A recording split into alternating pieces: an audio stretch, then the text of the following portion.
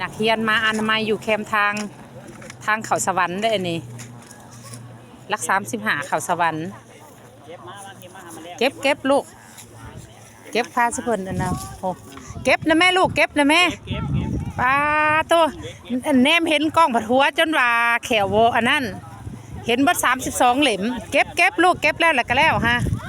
ฟังนะคะมันหลอดเลยยังแต่ฟังเดียวนี่แหละ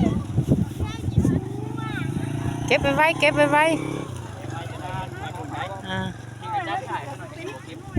เอาเก็บไว้ยังว่าสุจับบ่ได้แล้วได้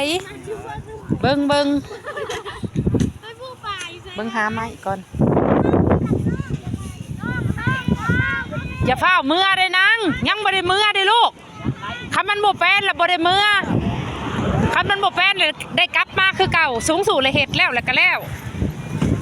ว่าเห็ดแล้วก็แล้วมาเก็บซอยกันนี่ลูกหลานก็อยากอายได้สุจับเอ้ยพาเก็บขี้เหนียวแคมทางเขาอยากอาย